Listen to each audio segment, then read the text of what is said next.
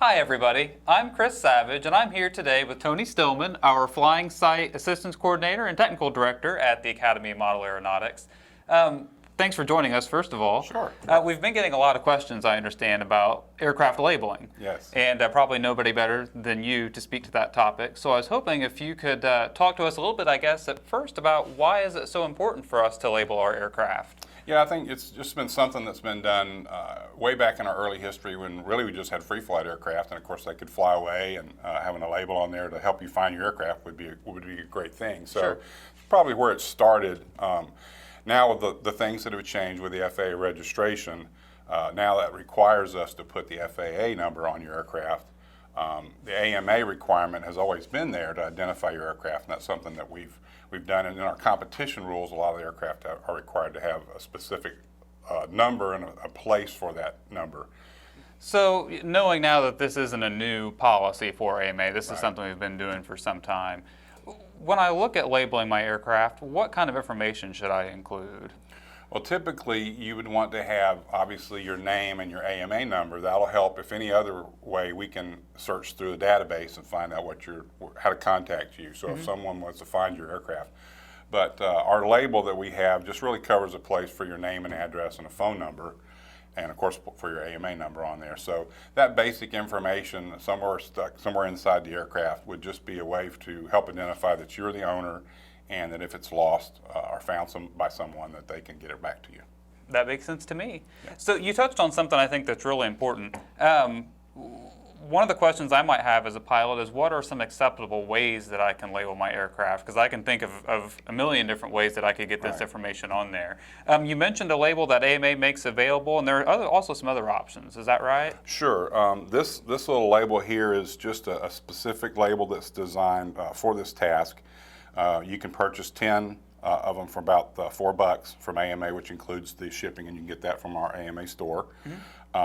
It has a flap underneath where you actually fill out your information, and then a clear plastic cover that makes that fuel proof, and it looks like this when it's completed. So you put your name and address, phone number in it, and your AMA number, and then there's enough space down here at the bottom or wherever that you could add your FAA number on it as well.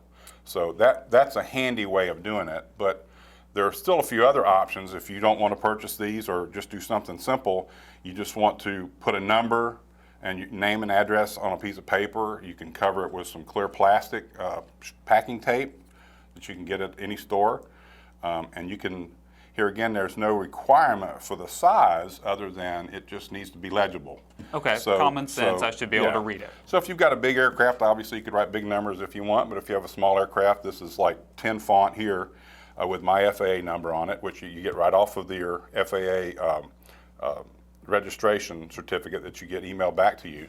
So you just type in the number and add whatever information you want. Like I said, if you want your email address, name and address, just put that information on. You can cover it with clear plastic tape and you're good to go.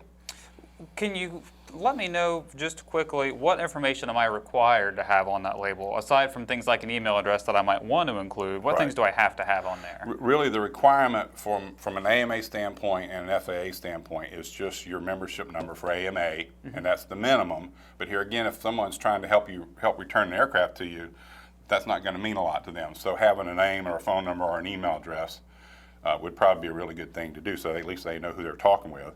But the FAA requirement is strictly just the number. So that's all you have to do is include that number, just say FAA number, and then you meet the requirement in case law enforcement checks and see if you're registered or not. And AMA members should include, as well as that FAA number, their AMA number as well. So they should have both pieces. You should have both. That's correct. If you're an AMA member, you should always have your AMA number on your aircraft, and now you should have the FAA number in your aircraft as well. That's so great. It's pretty simple. And like I said, there's a lot of different ways you can do it. Obviously, you could write on the aircraft if you want an indelible marker or something, or print out a nice label or numbers or whatever. But the minimum would be something like this, where you put a small sticker somewhere in the aircraft. Perfect. Well, Tony, thanks a lot for spending some time with us this morning. I think we all appreciate that, and hopefully that lends a little bit of clarity to that common question. Yes, absolutely. Thank you.